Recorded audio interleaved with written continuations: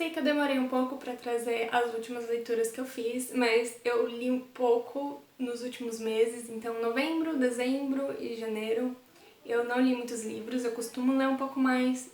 O total deu 7 livros, geralmente eu consigo ler mais ou menos isso em um mês, quando eu tô bem embalada na leitura, mas tudo bem, foram leituras produtivas ou no mínimo alguma coisa que eu já tava querendo ler, que eu precisava ler.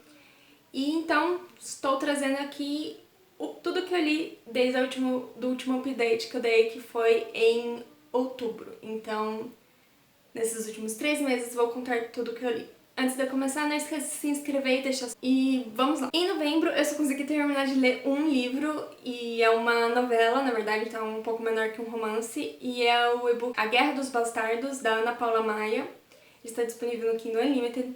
Eu nunca tinha lido nada dela, dessa autora, ela é bastante famosa, principalmente pelo Enterre Seus Mortos e Assim na Terra como Embaixo da Terra, são 2 livros que eu quero muito ler dela, mas eu peguei esse porque a sinopse me chamou muita atenção. Então, A Guerra dos Bastardos é sobre um ator pornô que rouba uma mala de cocaína da gangue da máfia, que ele tem uma dívida com eles, e ele some.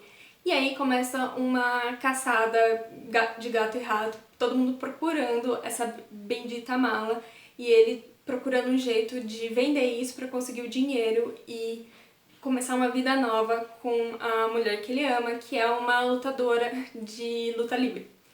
Então, é muito doido. E é exatamente o que eu queria de uma forma muito específica, ok? Porque eu gosto do conceito, da ideia dessa coisa de submundo e crimes, e investigação e perseguição. Eu não sei, chega a ser um thriller, mas é mais ou menos isso de realmente perseguição e crimes e coisas violentas, só que o meu problema com a maioria dos livros que tem isso é que eles se levam muito a sério, então é sempre uma coisa meio dramática e os podres da humanidade, as pessoas são realmente ruins. E o que eu amei na Guerra dos Bastardos é que você... é muito engraçado, é muito engraçado, eu ria muitas vezes. E ele é muito bem escrito, só que isso é usado pra comédia, pra construir as cenas de ação. As cenas são muito boas. Se eu não me engano, a Ana Paula Maia também é roteirista, e você percebe que ela tem essa agilidade de cenas de ação. Só que são coisas tão absurdas e ao mesmo tempo tão reais, então o livro se passa no Brasil, ele tem bastante coisa brasileira, mas a vida é meio absurda e a morte é meio absurda, então tem algumas mortes muito engraçadas e são coisas sérias, são tipo cenas de violência, mas ao mesmo tempo é engraçado, não se leva a sério no sentido de ter aquele clima pesado de pessoas malvadas e complexas que são anti-heróis ou têm muitos defeitos e um passado sombrio. É uma coisa um pouco mais despretensiosa, e eu gosto muito disso, eu procurava muito isso e eu adorei encontrar. Então eu sei que é um livro, acho que eu nunca ouvi falar de alguém falando desse livro específico da Ana Paula Maia, mas se você procura alguma coisa de ação com violência e que seja essa coisa mais moralmente questionável, mas que não se leve muito a sério, A Guerra dos Bastardos é excelente, eu recomendo. Aí, em dezembro, eu li alguns livros, mas eu terminei a maioria deles na última semana antes do ano acabar, realmente pra não, sabe, não ter esses livros continuando depois. O primeiro que eu li é outra novela, e eu li em e-book também, que é Romancing the Werewolf, da Gail Carriger, que é uma novela spin-off do universo do Protetorado da Sombrinha. Se você não conhece, Protetorado da Sombrinha é uma série de romances sobrenaturais steampunk. Então, Inglaterra vitoriana, Londres em 1800 e bolinha, só que você tem zeppelins e coisas tecnológicas, mas usando a tecnologia que tinha na época. Só que ao mesmo tempo você tem seres sobrenaturais integrados na sociedade. Então você tem vampiros, lobisomens, e é outra série que não se leva muito a sério e é muito divertido. Eu li, acho que já faz uns 2 anos a série principal. Ano passado eu li os mangás, que tem os 3 primeiros volumes dos livros em mangá, só em inglês, mas tá disponível na Amazon, também no Kindle Unlimited, e foi muito bom, é muito engraçado. E esse é um dos romances paralelos, então um dos casais paralelos que se formam ao longo da série, porque a história, ela não se fecha nessa série, tem uma outra série que é com a filha do casal principal do Protetorado da Sombrinha e essas outras histórias paralelas. Então os personagens que não tiveram algumas questões não finalizadas durante a série do Protetorado da Sombrinha têm esses spin-offs. E esse é um dos casos. Romancing the Werewolf tem o chip que eu precisava ver, ok? Eu precisava saber se eles ficavam juntos, porque termina a série e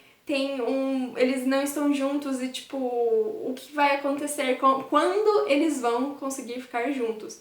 E aí eu ouvi a novela e tudo se resolveu, então eu estou em paz e posso seguir em paz com a minha vida. Eu gostei bastante, mas eu queria mais momentos fofos entre eles, sabe? Eu queria ser servido exatamente essa interação fofa de romance que eu esperava ver. Coisa fofa, eu queria mais fanfic.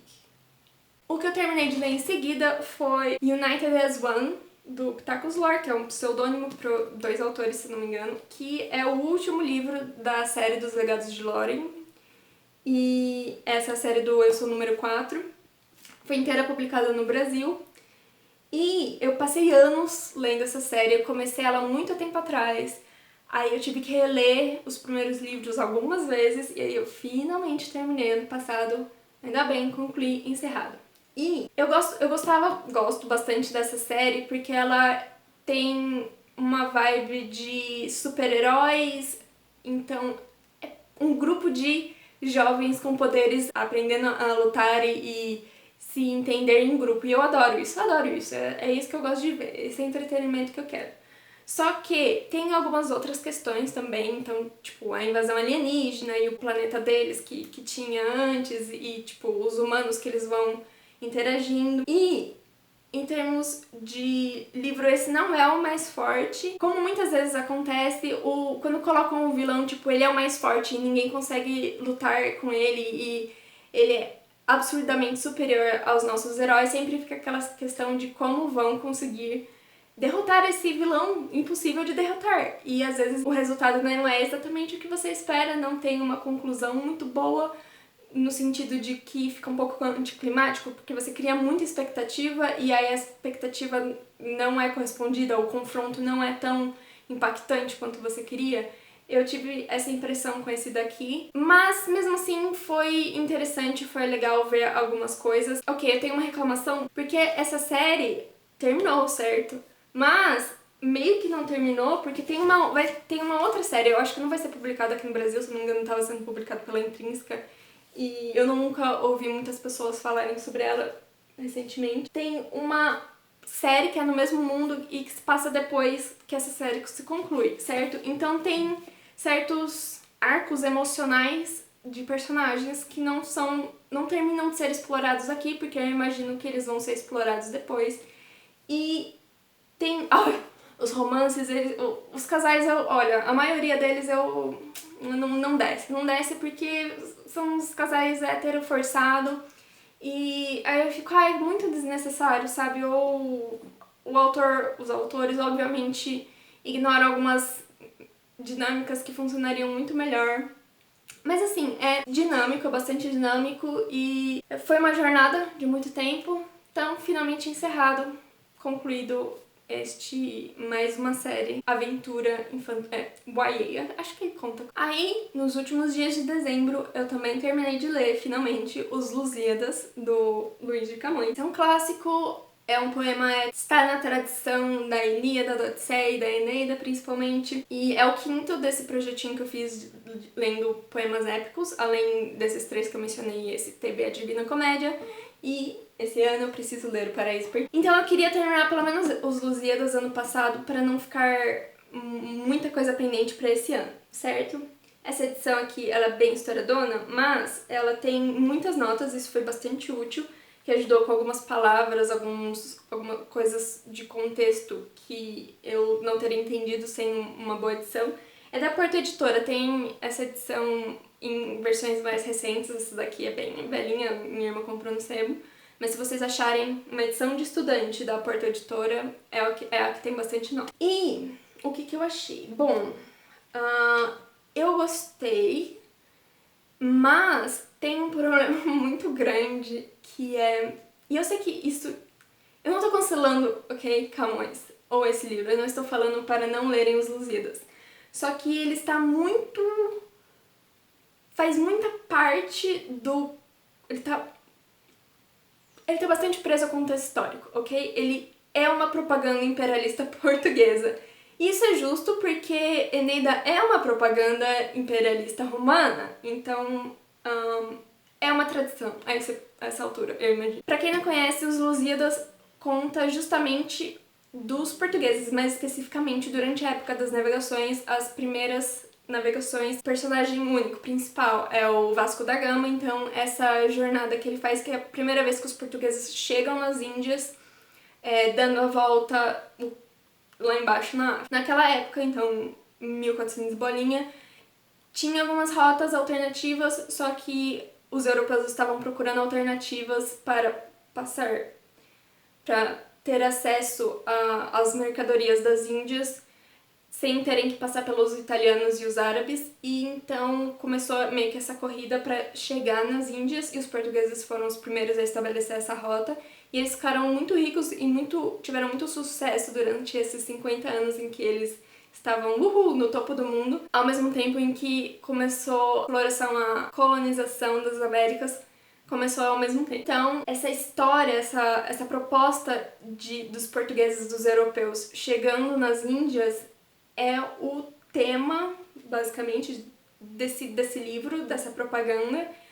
E, naturalmente, eles viam como algo positivo. Só que hoje em dia nós sabemos todos os efeitos negativos que isso causou. A gente sabe que o imperialismo não é legal, as colônias trouxeram muito sofrimento para muita gente e nosso mundo basicamente ainda sofre com as consequências disso. Então, quando você vê as coisas que são ditas aqui, que faziam parte da mentalidade da época, um pouco contrastante com o que a gente hoje acredita, ou parte das pessoas acredita, quando você começa a ver sobre o movimento anticolonial ou decolonial, e tem literatura sobre isso, e aí você vai ver o que era produzido pelos colonizadores da época. Você consegue perceber bastante esse contraste de cultura e de ideologia, certo? E não era só uma questão comercial, era, obviamente, muito influenciado por essa questão de conseguir mercadorias e riquezas, mas tinha uma questão cultural e religiosa por trás também. Então, não era só colonizar em termos de explorar recursos naturais, era também uma questão de superioridade cultural, certo? Você levar a religião cristã para povos pagãos, ou levar civilização, certo, para povos bárbaros. E eles tinham essa concepção, e, por exemplo, esses outros muitos povos que eles entraram em contato, que eles tivessem os seus próprios costumes, tivessem as suas próprias religiões, os seus próprios deuses. Isso é bastante demonizado aqui, e os próprios deuses greco-romanos são trazidos para ajudar a representar essa batalha, e o deus inimigo principal dos portugueses nesse livro é Baco, que é a versão romana de Dioniso, e basicamente ele não quer que a pureza cristã seria levada para esses povos chegasse até eles, porque ele queria a depravação que os pagãos tinham, de festas, sexo e essas coisas que faziam parte também do imaginário de povos pagãos daquela época. Então tem ainda um traço bem forte de como o cristianismo foi usado como justificativa para explorar e para dominar outros povos. E é muito engraçado porque eles têm um conflito não só com pagãos, mas um conflito muito grande com muçulmanos, sendo que poucos séculos antes os europeus e muitos portugueses passaram muito tempo lutando contra muçulmanos até na Europa, na Península Ibérica. Eles tiveram que reconquistar a Península Ibérica para se estabelecer enquanto país. Então Portugal foi um dos primeiros estados a se estabelecer porque ele lutou e expulsou os muçulmanos. Então isso também é muito presente. E eles falam que porque esses povos bárbaros acham que nós só chegamos para explodir, matar e roubar as coisas. E eu fiquei, e não era isso que vocês estavam fazendo. Então, quando a gente sabe hoje, não só quanta gente foi morta, mas quanto essa imposição de uma cultura europeia, cristã, isso prejudicou muito e matou muito da cultura local de muitos lugares, certo? Aqui no Brasil, com os povos indígenas que estavam aqui, na África a mesma coisa, com os povos que também estavam lá há milênios, na Ásia a mesma coisa, e não só os portugueses, os espanhóis, os franceses, os ingleses fizeram a mesma coisa. Então, foi um pouco... não consegui desligar, certo? Trouxe mais uma reflexão política de ver como essa ideologia funcionava na época. Mas teve alguns pontos positivos. Em relação a isso, o próprio Camões tem algumas críticas, tudo bem que dentro dos conceitos morais da época, então ele critica bastante a ideia da cobiça, de procurar esses riscos muito grandes por dinheiro, por fama. Então ele critica muito isso, ele critica muito a hipocrisia desses reis, desses reinos que juntavam muito dinheiro, mas as pessoas continuavam pobres, e isso vai ser um tema recorrente da literatura portuguesa, porque é sempre a mesma coisa. E o Camões, ele escreve bem, é muito diferente, isso deu pra sentir a diferença, ok? Foi o primeiro poema épico que foi escrito originalmente em português, e soa diferente mesmo, você consegue sentir que tem uma qualidade técnica bastante impressionante. E ele é muito bom em escrever emoções, discursos patéticos que, tipo, procuram trazer emoções. Ele também escreve muito bem coisas de ação, no sentido de aventuras, essas coisas que são mais emocionantes, ele faz super bem, e acho que ele teria se dado super bem fazendo um romance de aventura. E algumas partes mais sensuais, eróticas, ele também consegue trazer coisas bem interessantes. Ainda que um pouco perturbadoras, porque como tem uns deuses aqui, tem a deusa Vênus meio que seduzindo Júpiter, só que aqui eles são, nessa versão aqui, eles são pai e filha, então é um pouco estranho, tipo, você precisava me lembrar o fato que eles são pai e filha. Eu sei que acontecia o tempo todo na mitologia grega, era tipo, quem liga pra relações familiares, eles não, sabe, eram deuses. Mas é curioso ele ter lembrado isso, tipo, eu não queria lembrar desse fato. Quando você coloca desse jeito fica ainda mais... Mas é isso, foi uma experiência que eu gostei de ter passado, mas não foi tudo o que eu esperava, e esse lance de não conseguir pisar fora da ideologia imperialista me trouxe esse desconforto de saber hoje as consequências e ficar questionando toda hora. Mas é um exercício bom, conhecer como que funcionava a cabeça deles nessa época, como eles realmente acreditavam que eles estavam fazendo o melhor e que eles estavam justificados nisso. Isso ainda é muito presente, então a gente precisa entender até hoje, e nesse sentido isso funciona bem. Também consegui concluir mais uma leitura, que foi o livro Três Povos, da Alexandra Lazari, que é a minha amiga pessoal. Beijos. E é uma distopia, é uma série, certo? Então tem muitas questões que estão abertas e eu fiquei doido pra ver o final. Conta a história dessas pessoas que são de povos diferentes e são basicamente, com o tempo, com as guerras nucleares que teve no planeta Terra, as pessoas começaram a sofrer mutações, e você tem mutações genéticas que foram levadas a serem mais fortes, e elas têm asas, e elas são super guerreiros, só que parte desses super guerreiros meio que se corrompeu geneticamente e nasceu uma outra espécie, uma outra raça desse povo. É diferente, então eles também são super fortes e super ágeis, só que eles não têm asas, eles têm garras, e basicamente estamos num mundo em que é dividido. Então esses seres que ficaram com as garras e que eram super ágeis, mas não tinham as asas, esses foram chamados de seres da marca, e eles vivem isolados do resto. Eles são, assim, párias que moram no submundo. Enquanto os humanos normais seriam os seres puros, e os seres com asas são os seres de asas. E eles basicamente têm esse conflito que o seres da marca, eles têm uma mágoa, um rancor em relação aos outros que excluíram eles. E nós temos esses dois personagens principais que nos vão seguir, que é a Lyra, um ser da marca, e o Arian, que é um ser de asas.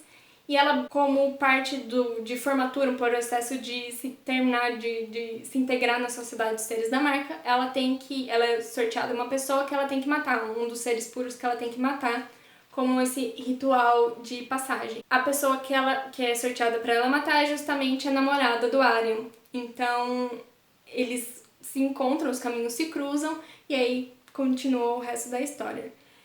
E eu gostei bastante eu gosto muito nas distopias dessa questão de como que a sociedade se organiza, como que as pessoas lidam dentro dessa sociedade que é organizada de forma diferente. Eu gostei das cenas de ação. Eu gostei particularmente mais da metade pro final, que o ritmo acelerou um pouco e que você tem certas interações acontecendo. Eu não vou contar o que é, mas tem um certo trio que funciona muito bem. Eu também gostei bastante das interações entre os mestres dos seres da marca, então eles têm relações pessoais complexas. Você também tem entre os jovens grupos pequenos que também cada um tem a sua motivação, diferentes relações. E eu tô bastante empolgado pro próximo livro pra ver se uma certa teoria minha se comprova e pra ver como que eles vão mudar essa organização social, como que isso vai afetar, sabe? Como que eles vão afetar esse resto, essa sociedade, descobrir coisas do passado, descobrir como eles chegaram nesse ponto. Então, espero ver em breve, ler em breve, assim que sair, a continuação de 3 pontos. Aí, em janeiro, eu também li King of Scars, da Leigh Bardugo. É o primeiro de uma duologia, que é a duologia do Nikolai Landstov, que é um dos personagens da trilogia Grisha.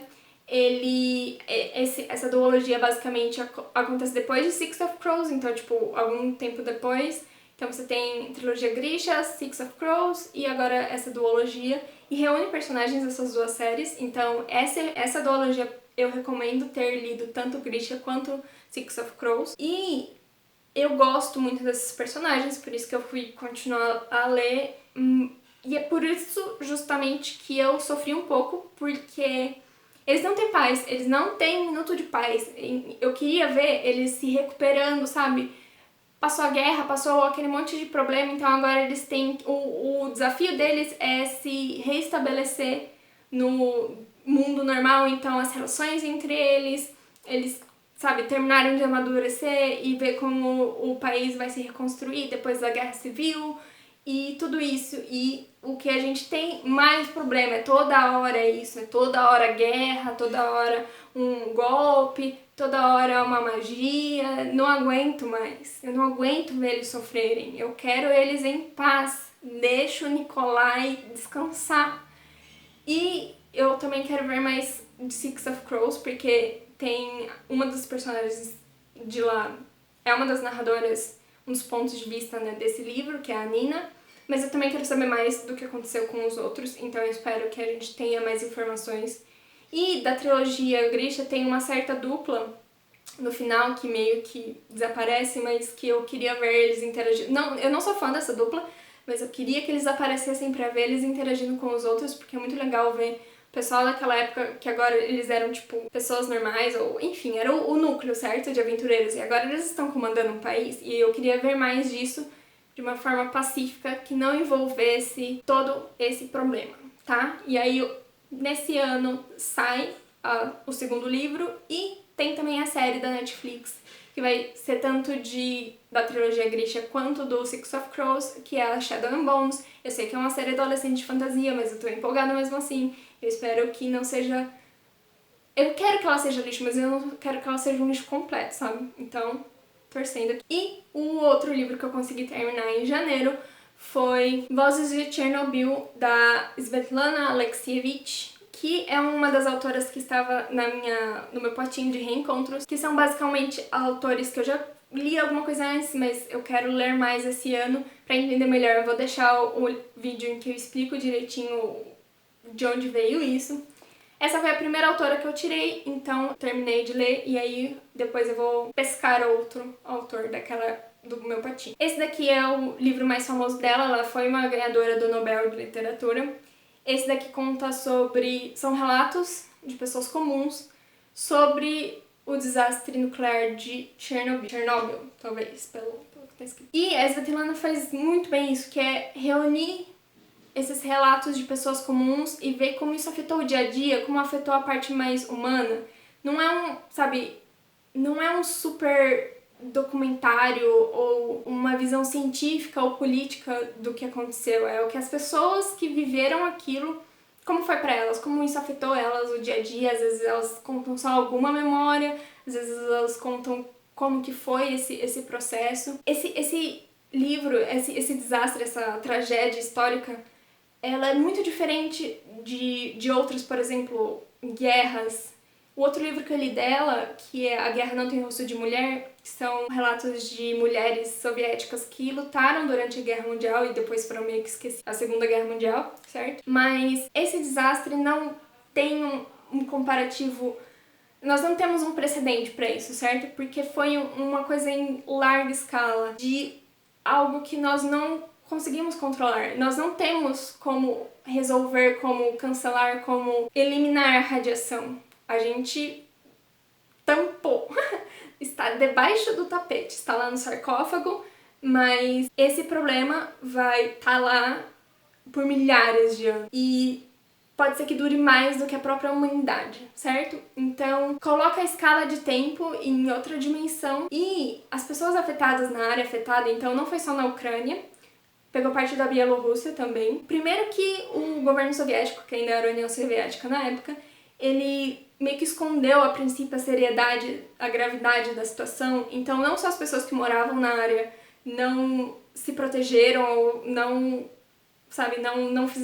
saíram em pânico, como os voluntários. Teve muita gente que se voluntariou para ir para lá para ajudar a conter. E isso é algo que aparece bastante nesses livros dela e que é algo que eu não estava contando diretamente, mas que muda bastante a perspectiva de quem viveu por isso, que é justamente eles serem soviéticos. Isso muda a forma como eles lidam com essas coisas, porque eles foram criados de outra forma, eles foram educados de outra forma, de justamente ter esse lance de heroísmo, de sacrificar. Então muitos dos trabalhadores que trabalharam na usina para enterrar as coisas, eles enterraram casas inteiras, enterravam os animais que tiveram que ser mortos, tiveram que ser exterminados. Eles enterravam a própria terra, então a camada superficial de terra eles tiveram que enterrar com mais terra. Só que tudo era feito de forma meio precária, porque não tinha proteção para todo mundo. Os trabalhadores ficaram mais tempos do que deveriam expostos a uma super radiação. E muitos deles sabiam que ir pra lá e trabalhar lá com o treco radioativo na cara era basicamente uma sentença de morte, e muitos deles encararam isso. Mesmo assim, muitos deles estavam lá, sabe, de corpo e alma, e é uma coisa que nós não entendemos, principalmente a gente, né? Essa consciência, essa ideia de um coletivo é algo super estranho a nós, brasileiros. Nós não temos nada parecido com isso.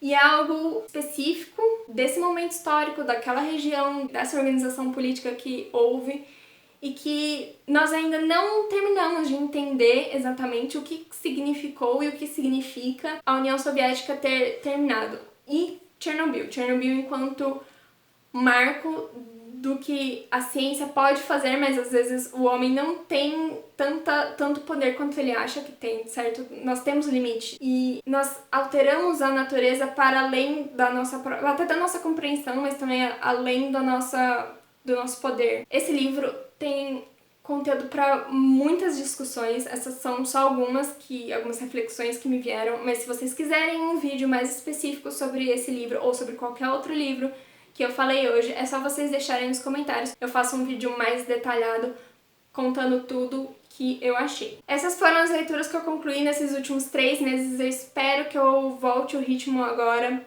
e consiga terminar alguns livros que eu tenho começado. Eu comecei em janeiro mais 2 livros, A Senhora ou a Inquilina, de Wildfell Hall, da Anne Brontë, e O Fundo é Apenas o Começo, do Neil Shusterman. E eu espero terminar em breve e conseguir ler muitas coisas, porque eu tenho muitos planos de coisas para ler. Mas até lá, bom, eu vou estar aqui lendo. Até a próxima!